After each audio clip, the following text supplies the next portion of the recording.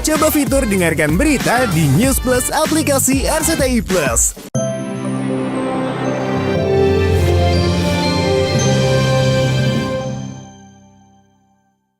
Oh iya, itu belum tahu sih. Nanti aku coba ke sana lagi. Mungkin buat menanyakan hal itu. Mohon doain aja yang terbaik. Supaya Mawa bisa selamat juga. Amin.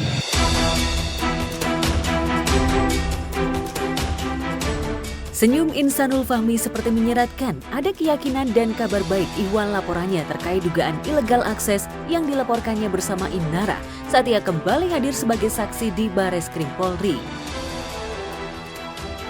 Meski malam begitu pekat demi bisa memenjarakan orang yang telah mencuri CCTV di kediaman istri sirinya, hingga ada dugaan sengaja menyebarluaskan ke jejaring maya ia akan kejar. Lantas benarkah yang menjadi fokus Insan adalah mantan suami Innara Virgon dan juga kakak iparnya yang sempat mengancam bakal menyebarkan secara luas rekaman CCTV bukan Mawa? Dan benarkah langkah Insan yang tak menjerat Mawa lantaran ia masih terus mengambil hati agar bisa poligami? Ini bang. Oh iya, inisial A ya? Iya.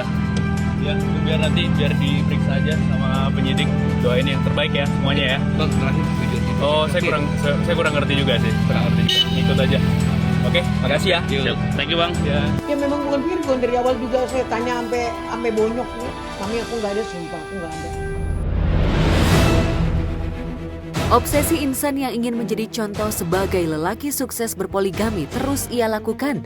Apalagi ia begitu serius agar bisa merengkuh kembali Mawa dari orang-orang yang menghasutnya. Segala bujuk rayu terus dikerahkan Insan agar bisa kembali merenda rumah tangga bersama dengan Mawa. Ya, karena ini kan urusan pribadi ya. Mungkin abang sendiri kalau punya istri mau diikut-ikutin nggak urusan rumah tangganya sama orang lain. Apalagi sampai dimonetize, sampai dirugikan juga salah satu pihak dan pihak keluarga. Jadi saya harap sebenarnya orang-orang yang punya kepentingan lain selain urusan rumah tangga harusnya nggak usah ikut-ikut dulu sih. Karena ya ini mau gimana pun saya itu kepala rumah tangganya yang harusnya paling berhak buat ngatur. Karena mungkin statusnya udah berbeda nih statusnya, jadi bakalan stay di Jakarta untuk supaya move on lah juga. Maksudnya kan nanti setelah proses hukum ini kan ada proses cerai juga.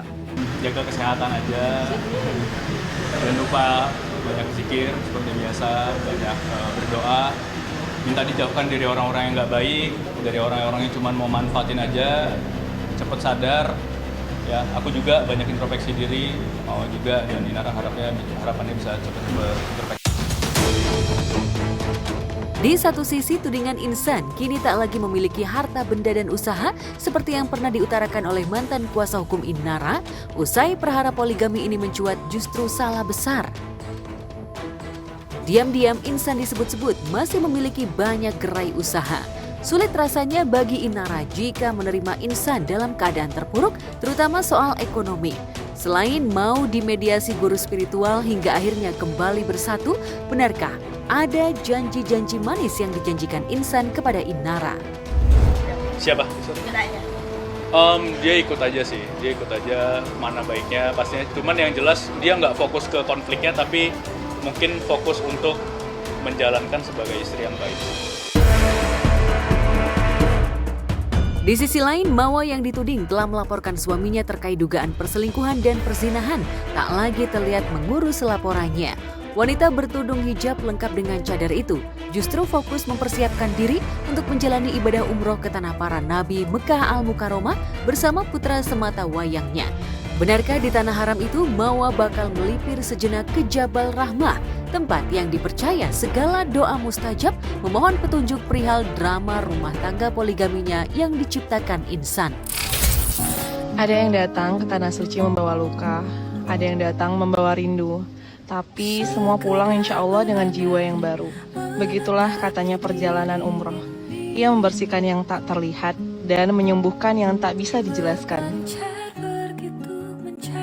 Teman-teman, mohon doanya ya, insya Allah aku dan Afnan akan menjalankan ibadah umroh. Semoga ibadahku nantinya dilancarkan.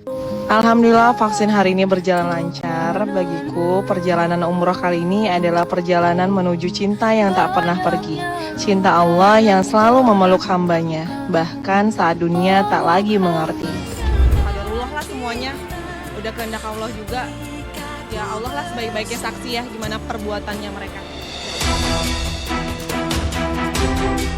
Benarkah sejak didapuk jadi brand ambasador skincare, Mawa tak begitu laku hingga masih bersandar secara ekonomi dari Insan?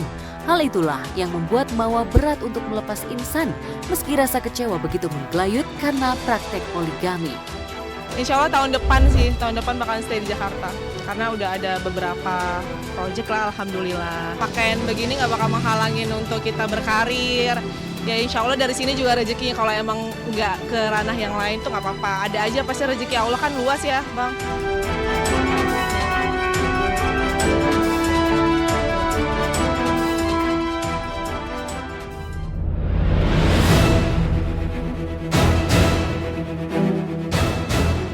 Setelah drama panas saling lapor, Samira Faranas alias Doktif resmi ditetapkan sebagai tersangka atas kasus dugaan pencemaran nama baik dan juga Undang-Undang ITE yang dilaporkan oleh Richard Lee.